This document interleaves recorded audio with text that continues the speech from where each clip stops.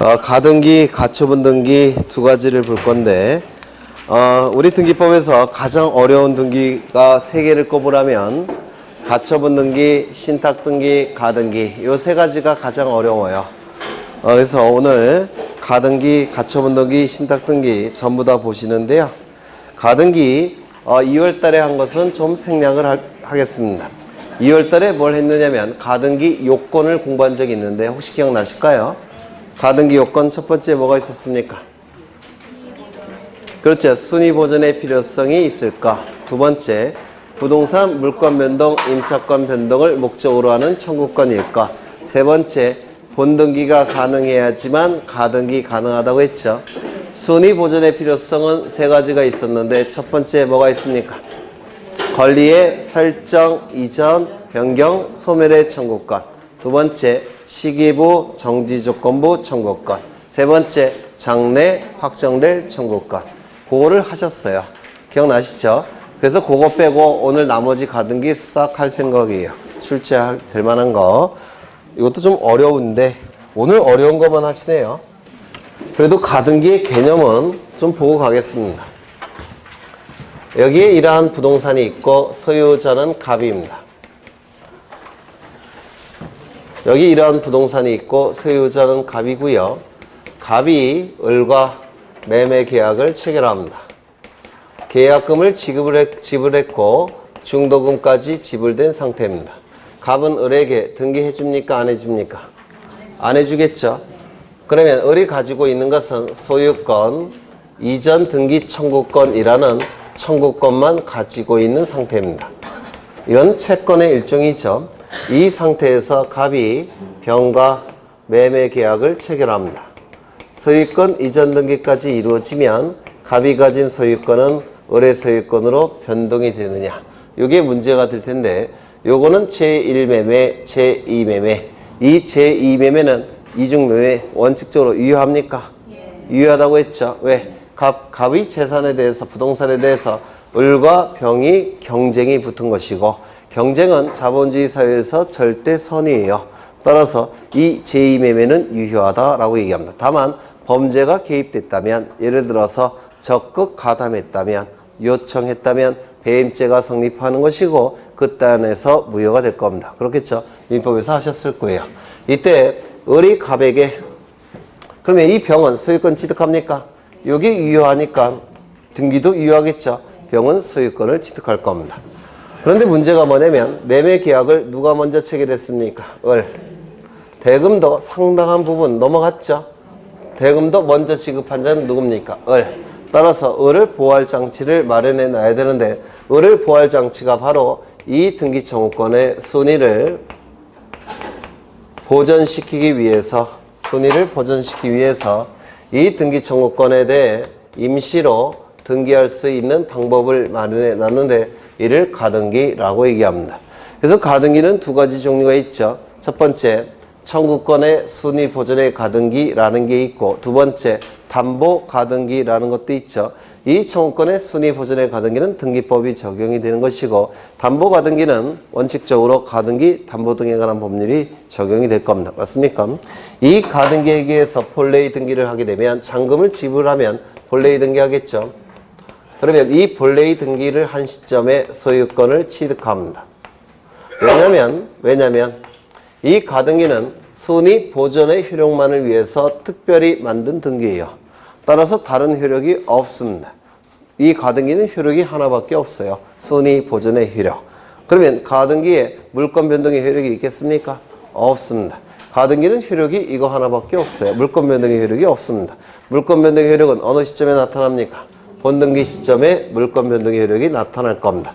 정확하게는 접수 시점이 될 겁니다. 그렇겠죠? 그러면 본등기가 이루어지면 을은 소유권을 취득하겠지만 어느 시점을 기준으로 순위가 결정이 됩니까? 가등기 시점을 기준으로 순위가 결정이 될 겁니다. 따라서 요게 먼저 이루어졌고 요게 나중에 이루어졌다면 을이 순위가 1순위가 돼버리니까 이 을이 어떻게 되는 겁니까? 선순위자가 되죠. 먼저 소유권을 취득한 자가 돼버립니다. 다시요. 이게 민법에서 단골로 출제가 되는 건데 물권 변동의 효력은 언제 발생합니까? 본등기 시점. 순위가 결정되는 시점은 어느 시점입니까? 가등기 시점. 따라서 가등기권자가 병보다 앞선 순위로 결정이 되니까 요 을이 마치 먼저 소유권을 취득한 것과 마찬가지가 됩니다. 맞습니까? 그렇다면 을이 먼저 소유권을 취득한 것과 같은 결과라면 이 등기는 소유권이 없는 자가 해준 등기나 마찬가지죠. 맞습니까? 따라서 무권리자의 처분행위와 같은 결과입니다. 무권리자의 처분행위와 같은 결과니까 이 등기는 어떻게 돼야 됩니까? 등기관이 직권으로 말소하게 됩니다.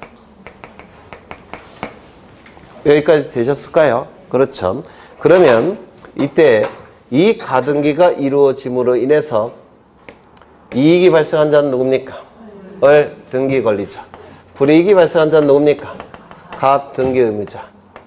그래서 이 가등기는 등기 의무자와 등기 권리자가 공동으로 등기소에 가서 신청할 겁니다. 즉, 이 가등기는 원칙이 뭐라고요? 공동 신청입니다. 원칙이 공동 신청입니다. 다만 예외적으로 단독 신청에 의해서 이루어지는 경우도 있고 그 다음에 법원의 명령에 의해서 가등기가 이루어지는 경우가 있는데 이 명령은 이 신청 절차에 나타납니다. 이 신청 절차에서 가등기가 법원의 명령에 의해서 이루어지는 경우도 있습니다. 여기서 출제가 되는 게 바로 요겁니다. 이게 대단히 중요합니다. 단독 신청에 의해서 가등기가 이루어지는 경우. 첫 번째, 법원의 판결이 있다면 단독으로 신청할 수 있습니까? 있죠. 승소한 등기 관리자 을이 판결서를 가지고 등기를 단독으로 신청할 수가 있습니다. 두 번째, 가등기 하라는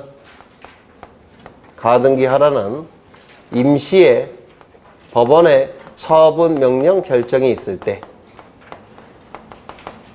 이때도 단독 신청이 가능합니다. 가등기 하라는 임시에 법원의 처분 명령 결정이 있을 때 이때도 단독 신청이 가능해요. 그래서 이 가등기 가처분 명령 결정 정본을 첨부하면 단독 신청이 가능합니다. 이걸 꼭 기억해 두셔야 돼요. 재판은 세 가지 종류의 재판이 있습니다. 재판은 어떠한 재판이 있느냐면 첫 번째 판결이라는 재판이 있고요. 두 번째 결정이라는 재판이 있고 세 번째 명령이라는 재판이 있는데요. 이 명령이라는 재판은 법관이 하는 재판입니다. 법관이. 그리고 이 두 가지가 법원이 하는 재판입니다. 이때 판결에 의한 등기 신청은 등기의 진정성이 확보가 되니까 단독 신청이라고 했죠.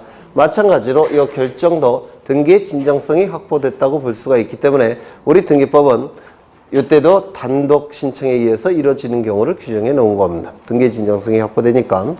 그러면 이 판결과 결정은 어떠한 차이가 있느냐면 이 판결은 원고 피고 간의 법적인 분쟁이 발생했을 때 이때 법원이 내린 판단을 판결이라고 부릅니다. 즉 원고와 피고 두 대립되는 당사자가 있을 때 여기에 대한 법원의 판단을 판결이라고 불러요. 이때 이 결정이라는 재판은요. 원고 피고가 없습니다. 대립되는 두 당사자는 없고요. 누군가 법원에 뭔가를 요구했을 때 거기에 대한 법원의 판단을 결정이라고 부릅니다. 즉 누군가 법원에 뭔가를 신청했을 때 여기에 대한 법원의 판단을 결정이라고 불러요. 이때 가등기 가처분 명령 결정은 결정에 해당되는 재판입니다.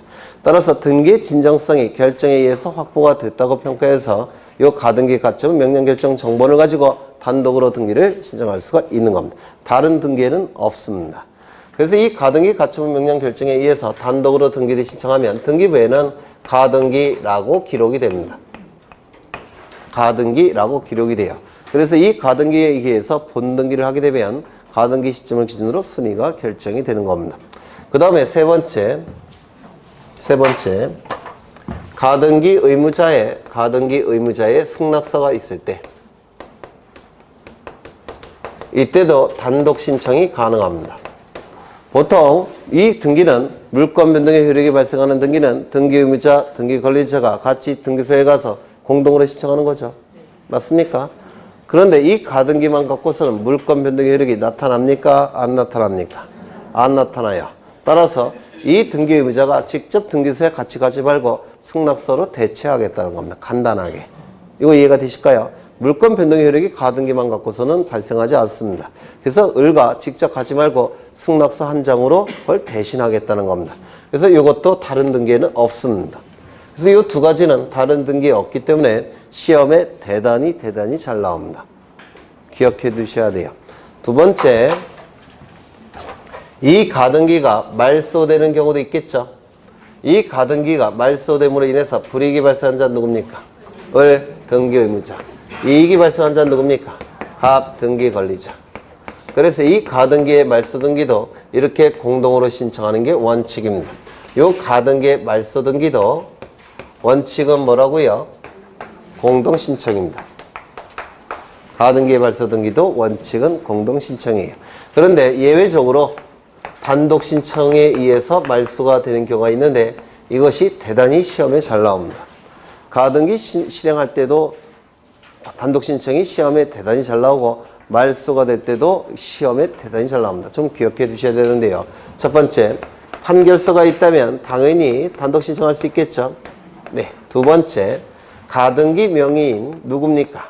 가등기 명의인 을이죠. 을 맞습니까? 이 가등기 명의인은 자신의 가등기 권리를 포기할 수 있을까요? 없을까요? 자본주의 사회에서 권리 포기 뭐 자유롭죠. 네, 포기하고서 단독으로 말소 신청할 수가 있습니다. 가등기 명의인은 자신의 가등기 권리를 포기하고 단독으로 가등기의 말소 등기를 신청할 수가 있습니다. 세 번째, 가등기 의무자도, 가등기 의무자는 누굽니까? 가등기 의무자. 네? 을은 가등기 권리자, 가등기 명의인이죠. 가등기를 해줄 의무자는 누굽니까? 갑입니다. 갑. 가등기 의무자도, 갑도 가등기의 말소 등기를 단독으로 신청할 수가 있습니다. 그 이유는요, 가등기는 물권 변동의 효력이 있는 등기입니까? 아닙니까? 아니에요. 순위만 보존시키는 등기예요. 따라서 이때 가등기 의무자도 단독으로 신청할 수 있게끔 등기법에 규정을 놨습니다. 다만 단독으로 신청할 때 을은 가만히 안 있겠죠. 따라서 뭐가 필요할까요? 을의 승낙서는 있어야 될 겁니다. 을의 승낙서가 있다면 단독으로 말소 신청할 수 있다는 겁니다. 왜? 가등기 자체는 물권 변동의 효력은 없기 때문에 그렇습니다. 이거 이해가 되실까요? 세 번째, 등기상 이해관계인도, 등기상 이해관계인도 단독으로 말소 신청할 수가 있습니다. 가등기가 이루어질 때 등기상 이해관계인 누가 있습니까? 저기서 병이겠죠. 병을 얘기합니다. 왜냐하면 가등기에 기해서 본등기를 하면 가등기 시점을 기준으로 순위가 결정이 되니까 병도 손해가 발생할 수 있죠. 말소되지 않았습니까? 그렇죠. 따라서 병은 등기상 이해관계인이라고 불러요. 이 병도 가등기의 말소 등기를 단독으로 신청할 수가 있으면 특이하죠. 다만 누구의 승낙은 필요할까요? 을의 승낙은 필요합니다. 다른 등기에는 없습니다. 가등기에만 나타나게 돼요. 그래서 시험에 대단히 잘 나옵니다. 여기 보시면 갑도 단독, 을도 단독, 병도 단독. 특이하죠? 네, 꼭 기억해 두십니다. 되셨을까요? 안 되셨을까요? 되셨죠? 네. 두 번째, 가등기에 의해서 본등기가 이루어지면 본등기 시점에 소유권을 취득하지만 가등기 시점을 기준으로 순위가 결정이 되기 때문에 병보다 앞선 순위가 되죠. 따라서 병명의 등기는 마치 권리가 없는 자가 병에게 등기를 해준 것과 같은 결과입니다. 따라서 무권리자의 처분행위로 봐서 이건 직권말소하는 겁니다. 책에 따라서는 양립 불가능으로 직권말소한다고 되어 있는데 그렇게 하면 설명이 안 돼요. 무권리자의 처분행위로 직권말소해야 됩니다. 그렇다면 여기에 이러한 부동산이 있고요. 소유자는 갑입니다. 갑이 을에게 먼저 소유권 이전에 가등기를 해줍니다. 그리고 나서 갑은 병에게 두 번째로 소유권 이전 등기를 해줍니다. 이제 가등기에 기해서 본등기를 합니다. 순위는 어느 시점을 기준으로 결정이 됩니까? 네, 가등기 시점을 기준으로 결정이 되겠죠. 그러면 을이 먼저 소유권을 취득한 것과 같은 결과죠. 따라서 소유권이 없는 상태에서 병에게 소유권 이전 등기를 해준 것과 같은 결과죠. 따라서 이 등기는 무권리자의 처분행위로 간주해서 어떻게 한다고 했습니까? 직권으로 말소한다고 했습니다. 이거 이해가 되실까요? 이게 민법에서도 출제 영순이죠. 그러면 이건 어떨까요? 전세권 등기를 해줬다는 겁니다. 그리고 가등기에 의해서 본등기를 합니다. 그러면 이거는 어떻게 되겠습니까? 갑이 을에게 소유권을 넘겨준 후에 갑이 병에게 전세권 등기한 것과 마찬가지죠. 그럼 이것도 소유권이 없는 상태에서 병에게 전세권 등기를 해준 것과 마찬가지죠. 그럼 이건 어떻게 해야 됩니까? 무권리자의 처분행위로 직권말소할 수 있습니다. 이거 이해가 되실까요? 무권리자의 처분행위로 직권으로 말소합니다. 만약에 이게 저당권이라고 한다면 어떨까요? 소유권이 없는 상태에서 다른 자에게 저당권 설정 등기 해줄 수 있습니까? 마찬가지로 뭐가 될까요? 직권으로 말소해야 됩니다. 전부 다 무권리자의 처분행위로 봐서 직권말소합니다. 우리 민법에서 출제가 되는 건 요거 하나예요. 우리 등기법은 요것도 출제가 됩니다. 두 번째. 여기에 이러한 부동산이 있고 소유자는 갑입니다. 갑이 을에게 먼저 전세권에 대한 가등기를 해줍니다.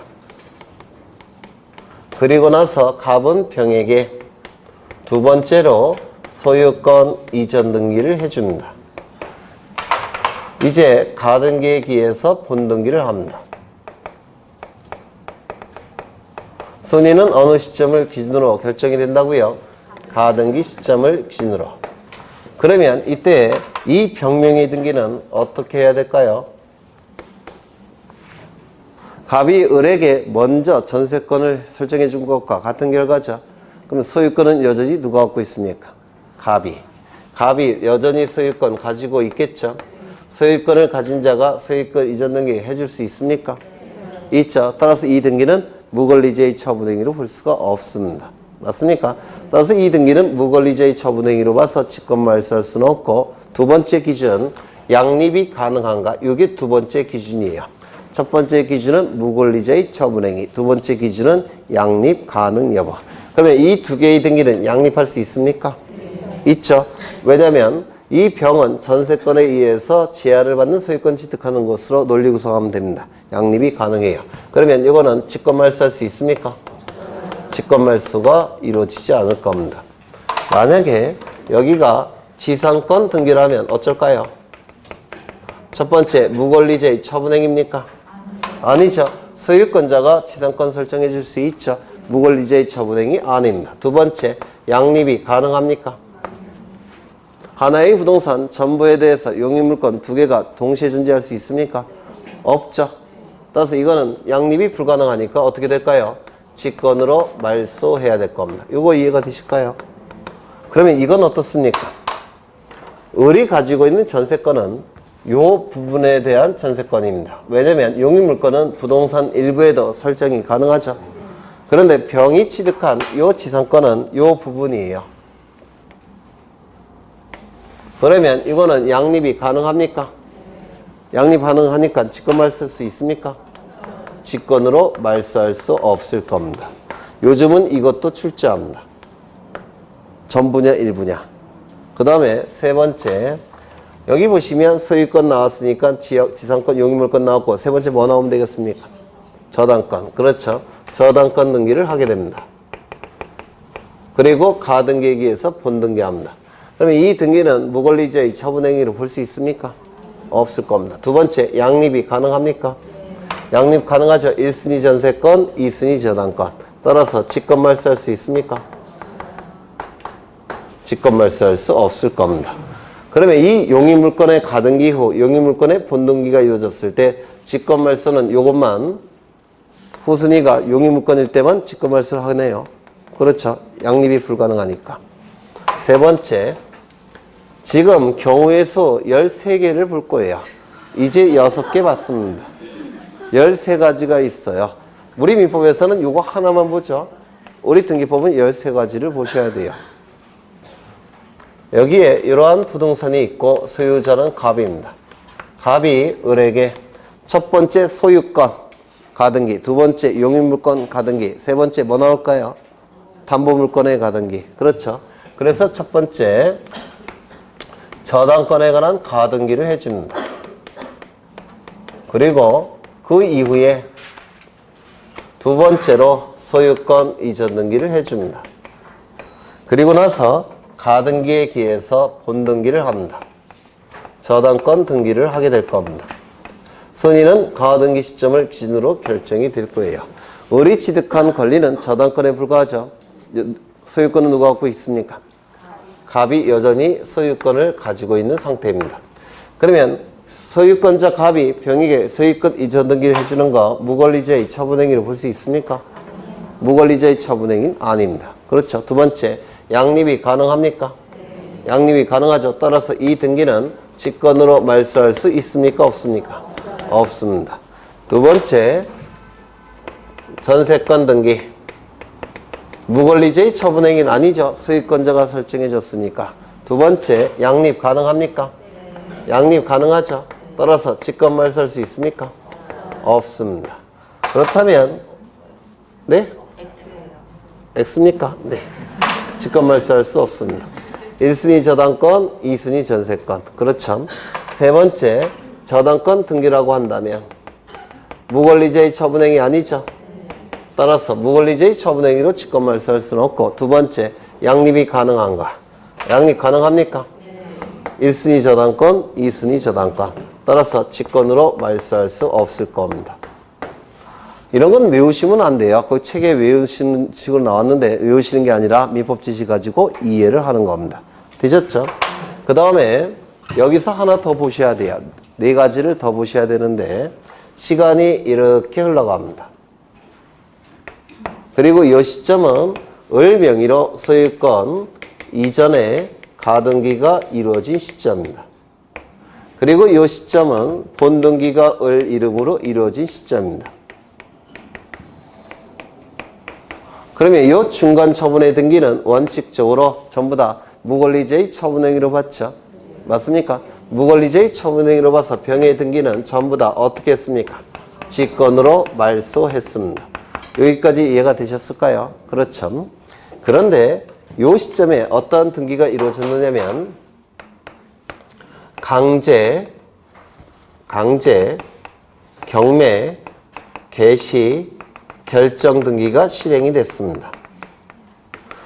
이 강제, 경매, 개시, 결정 등기는 보통 가압류 채권자가 법원의 촉탁에 의해서 이루어지는 등기예요. 가압류 채권자의 강제 집행의 방법입니다. 요게. 가압류 채권자는 강제 집행을 어떻게 합니까? 판결서를 가지고 강제 집행 절차로 넘깁니다. 그러면 경락대금이 나오겠죠. 그 경락대금으로부터 가압류 채권자는 자신의 금전 채권을 배당을 받아가는 겁니다. 그 다음에 임의경매 개시결정 등기. 이 임의경매 개시결정 등기는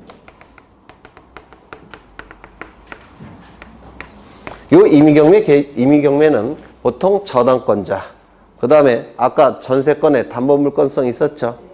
이 전세권자가 그 전세금을 반환받지 못했을 때 이 전세권을 임의경매 절차로 넘깁니다. 또한 담보가등기권자. 담보가등기권자도 저당권과 같은 효력이 있어서 담보가등기권자, 가등기 담보권자도 임의경매 절차로 넘기는 겁니다. 그래서 이 임의경매는 저당권자, 전세권자, 담보가등기권자의 강제집행 방법이에요. 그 다음에 임차권 등기. 이 3가지를 확인하셔야 되는데요. 이 강제경매 개시결정 등기 앞에는 보통 가압류 등기가 있습니다. 가압류 채권자의 강제집행의 방법이라고 그랬죠. 그래서 가압류 등기에 뒤따라 나오는 등기가 바로 강제경매 개시결정 등기예요. 그래서 요것과 요것은 하나의 세트로 움직이는 겁니다. 요거 이해가 되셨을까요? 그 다음에 저당권 등기, 전세권 등기, 그리고 담보가등기. 요것에 뒤따라 나오는 등기가 임의경매 개시결정 등기라는 거예요. 요게. 그래서 이거는 별도로 존재하는 게 아니라 이것과 같이 움직이는 등기들이에요. 이거 이해가 되셨습니까? 그러면 요것을 가지고 가등기권자와 비교를 해야 될까요? 요것을 가지고 가등기권자와 비교를 해야 될까요? 요 앞에 있는 가압류 등기나 이러한 등기를 가지고 가등기권자와 순위를 비교하는 겁니다. 이건 어디까지나 이것을 실행하는 등기에 불과하기 때문에 그렇습니다. 이거 이해가 되실까요? 그렇다면 만약에 요 등기가 이 가등기보다 후순위에 기록이 되어 있다면 이러한 등기들은 전부 다 무권리제의 처분행위로 봐서 다 직권말소해야 됩니다. 이거 이해가 되실까요? 그런데 이 등기가 만약에 이 가등기보다 선순위라고 한다면 이러한 등기가 설령 그 이후에 이루어졌다고 하더라도 이거 무권리제의 처분행위로 볼 수 있습니까? 없겠죠. 왜? 이걸 기준으로 하기 때문에 그렇습니다. 이거 이해가 되실까요? 네, 요게 출제를 하고 있습니다. 굉장히 어려운 건데. 그러면 이 가압류 등기, 저당권 등기, 전세권 등기, 담보가 등기가 이 가등기보다 선순위라고 한다면 이러한 경매개시결정 등기가 가등기 이후에 이루어졌다고 하더라도 이 경매개시결정 등기는 등기관이 직권으로 말소할 수 있다 없다? 없다. 이걸 기억하시라는 겁니다. 되셨을까요? 그 다음에 이 임차권 등기도 가등기 이후에 이루어졌으니까 무권리제의 처분행위로 볼 수 있죠. 따라서 직권말소입니다. 그런데 만약에 이 임차권 등기가 가등기권자에게 대항할 수 있는 임차권 등기라고 한다면 그러면 이거 직권으로 말소할 수 있습니까? 없을 겁니다. 요게 이제 또 추가가 되는 거예요. 세 가지가. 하나 더. 여기 가등기권자가 이렇게 있죠. 요 을이 가등기 권리자인데요. 가등기 권리자에 대해서 채권자가 이렇게 한 명 있습니다. 가등기 자체에 대한 채권자가 있을 겁니다. 가등기권자에 대한 채권자. 즉, 이 을이 채무자란 뜻이에요. 그리고 이 가등기권자에게는 채권자가 존재하더라는 겁니다. 근데 이 채권자가 이 가등기에 대해서 가압류나 가처분 등기를 하는 경우가 있습니다.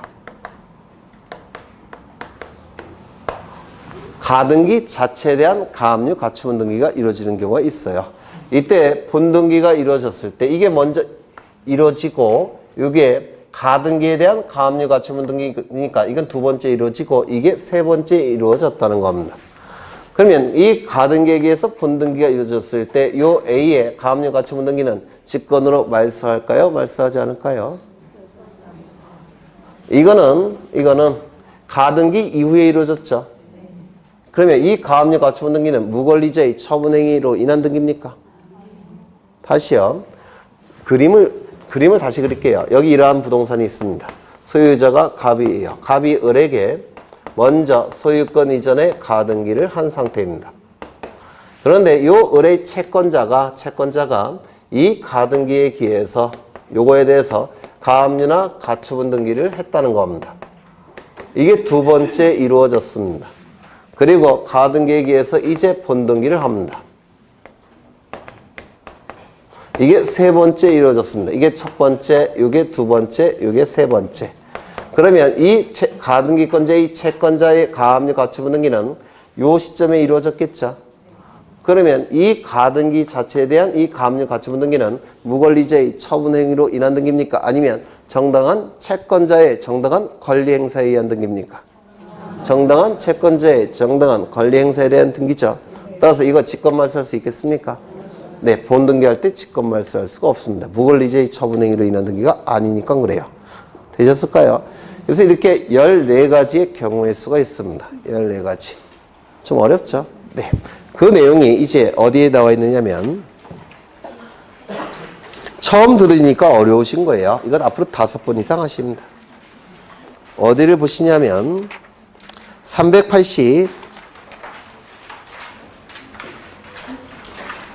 382쪽에 거기 A, B, C, D 나와 있습니까? 그리고 그 밑에 정리 나와 있죠. 이거 정리한 걸 외우셔봤자 기억 안 나셔요.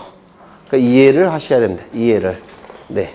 정리한 거 외워봤자 이거 암기 안 되십니다. 그래서 이렇게 13가지의 경우의 수가 있습니다. 가등기에 기해서 본등기가 이루어졌을 때 중간 처분 등기 효력이라는 건데요. 가등기 후 가등기 후 본등기 이전에 이루어진 중간 처분 등기 효력이라는 건데 요즘은 계속 출제합니다. 계속 낼 게 없어갖고 이런 것도 내요. 요즘은 어려운 건데. 이거 해결하실 수 있으실까요? 네? 없으실까요? 빨리 대답하셔야지 가처분 등기로 넘어갑니다. 이게 처음 듣는 거라서 어렵지만 충분히 해결할 수 있는 내용이에요. 민법 지식이 올라가면 충분히 해결할 수 있어요. 이거 앞으로 너댓 번은 더 해요. 그때까지는 이해가 되실 겁니다. 이제 그 정도 보시고 이제 가처분 등기를 보겠습니다. 391쪽에 가처분 등기가 나와 있는데 책을 읽어보시면 아마 뭔 말인지 모르실 거예요.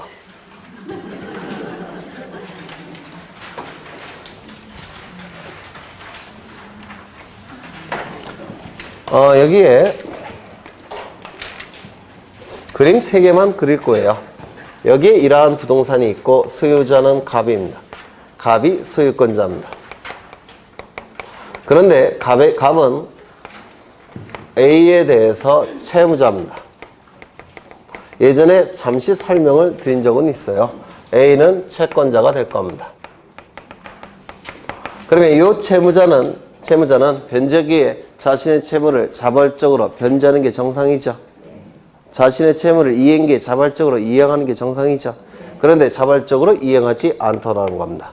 자발적으로 이행하지 않으면 채권자는 채무자 재산에 대해서 강제 집행을 통해서 자신의 채권을 만족받고자 할 겁니다. 맞습니까? 이때 강제 집행하는 방법, 강제 집행할 수 있는 권리의 원천, 집행 권한이라는 게 있어야지만 강제 집행할 수가 있습니다. 이 집행 권한은 판결서를 얘기해요. 그래서 판결서가 있어야지만 강제 집행이 가능합니다. 그럼 판결서를 먼저 만들어야 되겠죠. 따라서 법원에 소송을 제기합니다.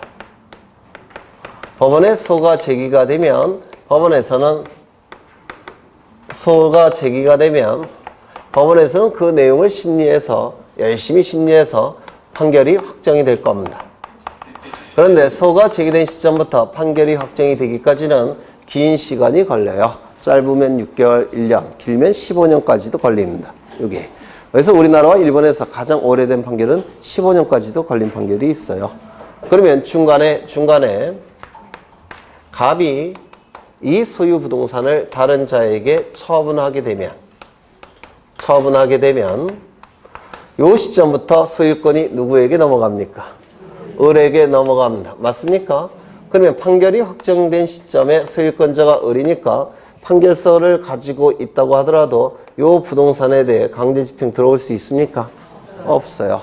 왜? 소유권이 이미 채무자 소유가 아니기 때문에 그렇습니다. 그러면 소송을 제기할 때 갑이 이 부동산을 다른 자에게 처분을 못하도록 하면서 소송을 제기해야 될 겁니다. 그렇겠죠? 즉, 이 채무자가 그 부동산을 계속 보존하도록 하면서 소송을 제기해야 될 거예요. 이때 이 보존하도록 하는 소송을 보존소송이라고 부르는데 이 보존소송은 두 가지가 있습니다. 첫 번째, 가압류 신청. 두 번째, 처분금지 가처분 신청. 이렇게 두 가지가 있다라고 말씀을 드렸어요. 이 두 개의 차이점은 뭐라고 했죠? 가압류는 금전 채권자가 하는 것이고 금전 채권자가 하는 강제집행이 가압류 신청입니다. 두 번째, 금전 이외의 채권자가 하는 보존소송이 처분금지 가처분 신청이에요. 너무 기니까 여기서부터 여기까지 보통 생략해서 가처분 신청이라고 얘기합니다. 이것도 우리 시험에 한번 출제가 됐습니다. 가압류 신청은 금전 채권자가 하는 보존소송이고 처분금지 가처분 신청은 금전 이외의 채권자가 하는 보존소송입니다. 그렇죠? 그러면 이제 이 소송을 제기하면서 보존소송을 보통 같이 제기를 하는 겁니다. 이때 이 소송을 본래의 안건인 소송이라고 해서 보존소송이라고 불러요. 가압류 가처분은 보존소송, 판결서를 만드는 소송을 본안소송, 이걸 본안소송이라고 부릅니다. 본래의 안건인 소송이라는 뜻이에요. 그런데 이 보존소송은 갑이 을에게 처분하기 전에 이 보존소송을 결정을 해줘야 되겠죠. 그래서 긴급성을 요하기 때문에 이 보존수속은 보통 2, 3일이면 결정이 나옵니다. 2, 3일이면 결정이 나올 테고 이 결정된 것을 공시하게 됩니다. 등기소에. 그래서 이 가압류 가처분 결정이 나면 이 법원에서는 등기소에 가압류 가처분 등기를 촉탁하게 됩니다. 그러면 촉탁이 이루어졌다면 이제 이 부동산에 대해서 무슨 등기가 실행이 된 겁니까? 가압류 등기나 처분금지 가처분 등기가 실행이 된 겁니다. 누구 이름으로? 채권자 이름으로. 되셨습니까? 그리고 이 가압류 채권자는 강제 집행의 방법이 뭡니까? 아까 보신 대로 강제 경매 절차로 넘깁니다. 그러면 경락 대금이 있겠죠? 그 경락 대금으로부터 자신의 금전 채권을 순위에 맞춰서 배당을 받아가는 겁니다. 가처분 채권자는 강제 집행의 방법이 금전 이외의 채권이니까 경매 절차로 넘겨봤자 의미가 없습니다. 따라서 이 가처분 채권자는 강제 경매 절차로 넘기는 게 아니라 소유권을 뺏어가는 겁니다. 등기를 뺏어가는 거예요. 이게 가처분 채권자의 강제 집행의 방법입니다. 다릅니다. 그렇죠? 그러면 이때 이 부동산이 미등기일 때는 직권으로 보존 등기한 다음에 이 등기 실행한다고 지난 시간에 했죠? 안 하셨어요? 했죠? 이 부동산이 미등기라고 한다면 등기부가 없는 상태니까 촉탁이 있다고 하더라도 등기할 수 없지 않습니까? 그때 어떻게 한다고 했죠? 직권으로 보존 등기해서 등기부를 만든 다음에 법원의 촉탁에 의한 가압류 가처분 등기 실행한다고 했는데 기억나셔야 돼요. 그러면 이때 이 가압류 가처분 등기는 법원의 촉탁에 의한 등기니까 실행되는 방법이 촉탁이니까 말소도 어떻게 되는 게 원칙입니까? 촉탁에 의해서 말소가 될 겁니다. 그것이 원칙이에요. 되셨죠? 두 번째, 이 가압류 가처분 등기가 실행이 됐을 때 여기 금지라는 용어를 쓰고 있는데 그러면 이 갑은 이 부동산을 다른 자에게 처분하는 것이 금지됩니까? 아니요. 금지되지 않는다고 했죠. 왜요? 이 가압류 채권자, 가처분 채권자는 100% 승소 판결을 받는다는 보장은 없다라고 했습니다. 따라서 가압류 가처분 등기가 실행이 됐다고 하더라도 어떻다고 했죠? 처분할 수 있다라고 했습니다. 그래서 매매 계약을 체결하고 소유권 이전 등기까지 이루어지면 요월은 소유권을 취득하게 될 겁니다. 그렇죠? 소유권을 취득한다고 했습니다. 그래서 이 시점부터 누가 소유자입니까? 을이 소유자라고 했습니다. 처분 금지의 의미는 아니라고 했죠. 이를 처분 제한의 효력이라고 말씀드렸죠. 이때 이 을은 소유권을 취득합니다. 다만 이때부터 을이 소유자지만 소송이 진행이 될 테고 이 시점에 A가 승소 판결을 받을 텐데 이 판결이 확정이 되면 이 A는 승소한 채권자가 될 겁니다. 그리고 이제 판결서를 가지고 강제 집행 들어가겠죠. 이때 가압류 채권자인 경우에는 강제 경매 절차로 넘길 테고 가처분 채권자의 경우에는 등기를 가져갈 겁니다. 맞습니까? 이때 을은 자신의 권리 취득을 가지고 승소 판결을 받은 채권자에게 권리 취득을 주장할 수 있다 없다? 없다라고 했죠. 다만 전 소유자에게는 권리 취득을 주장할 수 있다 없다? 있다라고 했습니다. 따라서 이 처분금지 여기 가압류 또는 처분금지 가처분 등기의 효력은 무슨 효력이 있다고 했습니까? 상대에 따라서 권리 주장 여부가 달라지니까 제한의 효력이 있다 이렇게 말씀을 드렸는데 기억나실까요? 날 듯 말 듯? 네. 보십니다. 이제 가처분 등기를 따로 볼 겁니다. 가처분 등기. 여기에 이러한 부동산이 있고 소유자가 갑입니다. 갑이 A와 매매 계약을 체결합니다. 매매 계약을 체결하면 이 갑에게는 소유권 이전 등기 의무 발생합니까? 그리고 A에게는 소유권 이전 등기 청구권이 발생을 할 겁니다.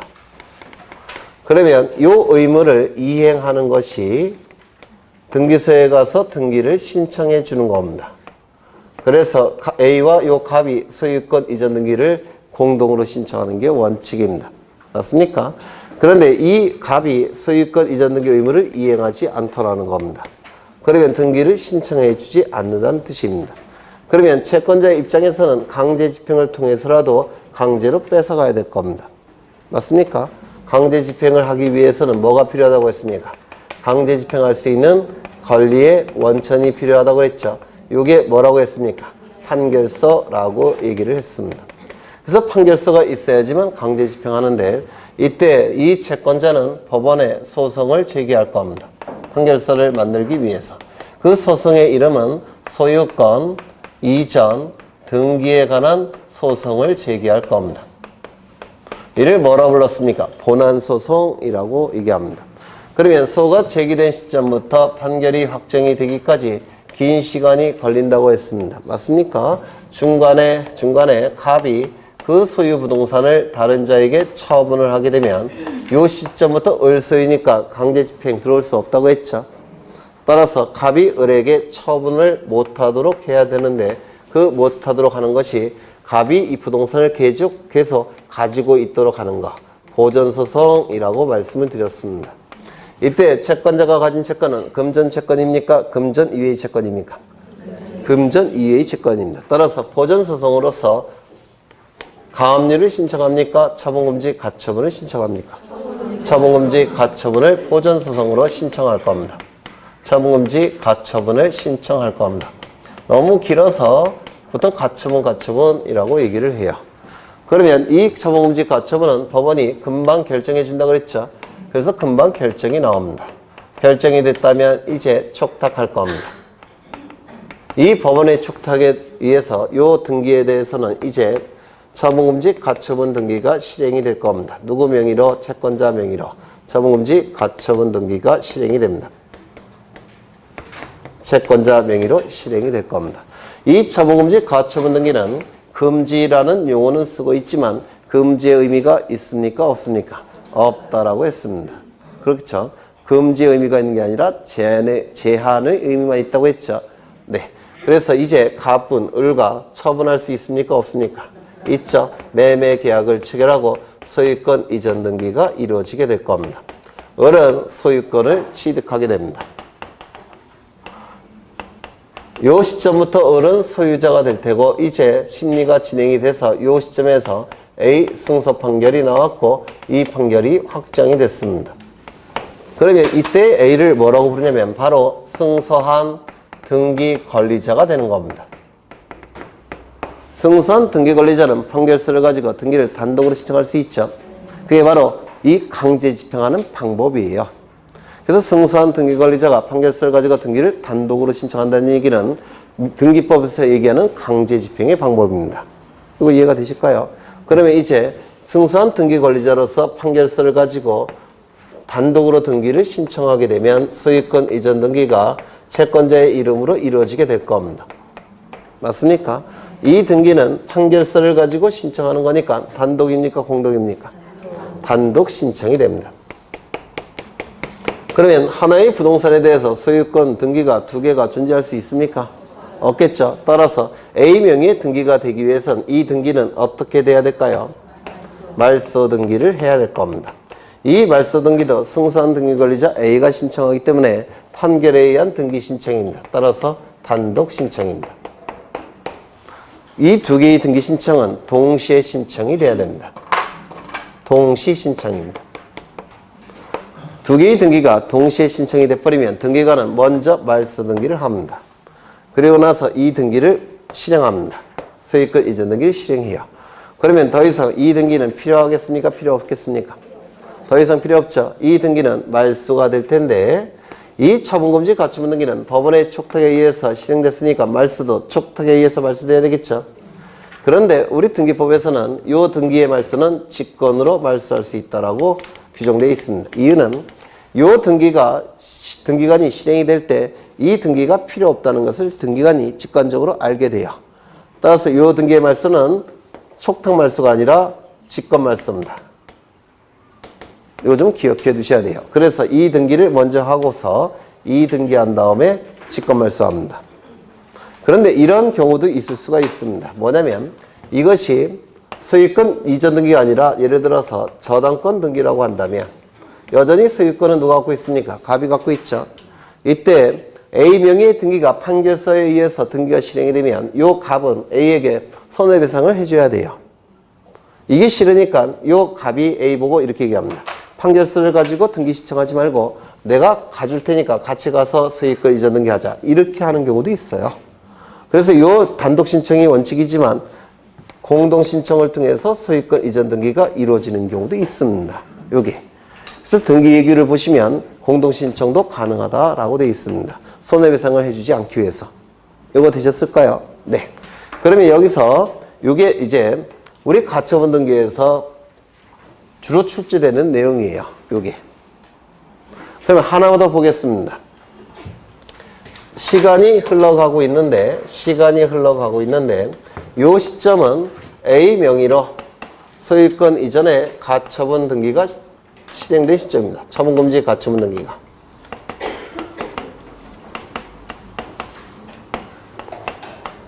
그 다음에 이 시점은 A의 이름으로 소유권 이전 등기가 이루어진 시점입니다. A 명의로. 그 다음에 이 중간에는 을의 이름으로 각종 등기가 실행이 된 시점이에요. 이 등기는 이 분등기가 이루어졌을 때, 즉 A 명의로 이 소유권 이전 등기가 이루어졌을 때 어떻게 된다고 했습니까? 왜 직권말소라고 그러세요? 여기 단독이라고 써놨는데 자꾸 가등기가 헷갈리시죠? 가등기는 직권말소했죠. 가처분 등기는 직권말소가 아니라 판결에 의한 말소 신청입니다. 판결서. 따라서 직권말소라고 하시면 안 돼요. 이건 뭐라고요? 단독 신청을 통해서 말소합니다. 이게 가처분 등기, 가등기 헷갈리는 부분이에요. 가등기 경우 중간처분의 등기는 어떻게 말소한다고요? 무권리자의 처분행위로 봐서 직권말소. 가처분 등기 후 본등기가 이루어졌을 때 중간처분의 등기는 판결에 의한 등기 신청이니까 단독 신청. 헷갈리지 마세요. 네. 그렇다면 이 시점에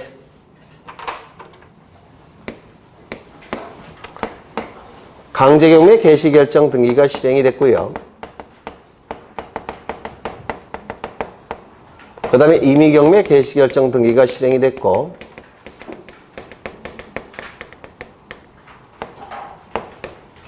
그 다음에 임차권 등기가 실행된 상태입니다. 이거 다 어떻게 해야 됩니까? 단독 신청을 통해서 말소시켜야 됩니다. 맞습니까? 그렇죠. 다 단독 신청을 통해서 말소가 되어야 될 텐데, 이 강제경매 개시결정 등기는 이것과 세트를 이루는 게 아까 뭐라고 했습니까? 가압류 등기. 그 다음에 이거는요, 저당권 등기, 전세권 등기, 담보가 등기. 기억나십니까? 이러한 등기가 만약에 요때에 이루어졌다면 이것과 이 등기는 어떻게 해야 될까요? 말소시켜야 되겠죠. 어떻게 말소시킨다고 했습니까? 단독 신청. 직권이 아니에요. 가처분 등기일 때는 단독 신청, 가등기일 때는 직권 말소. 가처분 등기는 판결에 의한 말소 신청이니까 단독 신청. 가등기에서는 무권리자의 처분행위니까 직권 말소. 그렇죠. 그럼 만약에 이러한 등기가 가처분 등기 이전에 이루어졌다면 이건 당연히 가처분 등기보다 선순위니까 직권 말소할 수 없겠죠. 그리고 이 등기도 직권 말소할 수 있습니까? 이거는 세트로 움직이는 거니까 이게 말소가 안 된 상태에서 이것만 말소되면 이거 의미가 없어져 버려요. 따라서 이거 직권 말소합니까? 말소하지 않습니까? 말소하지 않을 겁니다. 이 임차권 등기도 가처분 등기 이후에 이루어졌다면 단독 신청을 통해서 말소시킵니다. 하지만 이것이 가처분권자에게 A에게 대항할 수 있는 임차권 등기라고 한다면 이것도 단독 신청을 통해서 말소할 수 있습니까? 없을 겁니다. 똑같죠? 이것과 저쪽이 똑같죠? 이게 바로 가처분 등기에서 가장 어려운 부분이에요. 이것도. 저것도 가등기에서 가장 어려운 부분이고. 이거 꼭 기억하셔야 돼요. 직권 말소가 아니라 단독 신청 말소. 조금 더 들어가 볼까요? 들어가지 말자고요. 조금만. 네. 아주 조금만. 여기가 만약에 지상권 설정 계약입니다. 지상권 설정 계약이라고 한다면 소유권 이전 등기 청구권이 아니라 지상권 설정 등기 청구권이 될 겁니다. 맞습니까? 그래요, 안 그래요? 그렇죠. 그 다음에 요 을명의 등기가 전세권 등기입니다. 그러면 이 가처분 채권자가 A가 여기 무슨 등기했겠습니까? 지상권 등기했겠죠. 맞아요? 그러면 두 개의 등기는 양립할 수 있습니까? 없죠. 이거 말소시키는 거 맞습니까? 맞죠? 그런데 만약에 여기가 저당권 등기면 어쩔까요? 이거 두 개 양립할 수 있습니까? 그럼 이거 말소 신청할 필요가 있습니까? 없습니까? 없을 겁니다. 여기까지 해결이 되면 가처분 등기는 다 해결이 된 겁니다. 요거까지만 해결되면. 그래서 이거는 너무 어려워서 제가 나중에 다시 설명을 드릴 거예요. 그래서 95% 정도는 가처분 등기에서 출제될 수 있는 걸 다 보신 거예요. 정말 어렵죠? 안 어려운가? 그렇죠? 네. 민법도 지금 모르고 있는데 이런 거 하려니 얼마나 힘들겠어요. 네. 이의 신청은 뭐 할 거 별로 없는데요. 이건 한 10분 정도 정리하면 돼요. 나중에. 그래서 오늘은 여기까지 보실 거고요. 다음 순환부터는 이제 요약집 보실 건데요. 요약집 양을 보시면 아시겠지만 공간정보법은 양이 한 50페이지 정도 되는 것 같아요. 공간정보법은 이거 갖고 해결이 되느냐? 해결됩니다. 여기서 다 나와요. 12문제가 다 여기서 나올 겁니다. 그래서 이것만 달달달 외우셔도 12문제는 득점하실 수가 있고요. 등기법은 한 65페이지, 70페이지 정도 되는 것 같은데 이걸로 다 해결이 됐느냐? 안 돼요. 등기법은 이거 갖고 택도 없습니다. 등기법은 원래 가장 두꺼운 책이 8,000페이지짜리예요. 등기법 가장 두꺼운 책은 8,000페이지입니다. 민법 가장 두꺼워봤자 2,000페이지예요. 등기법은 8,000, 어마어마하죠.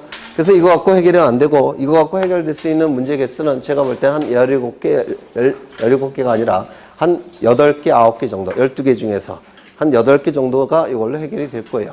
나머지는 문제 갖고 이게 같이 문제랑 보시면 다 대부분 해결이 됩니다. 그래서 이 등기법은 이것만 갖고는 안 되고 문제집까지 한 건 아무 문제집이나 상관이 없는데 그것까지 같이 보면 한 22개 정도는 나오지 않을까 싶어요. 그 정도면 근데 괜찮죠? 공시법령. 네.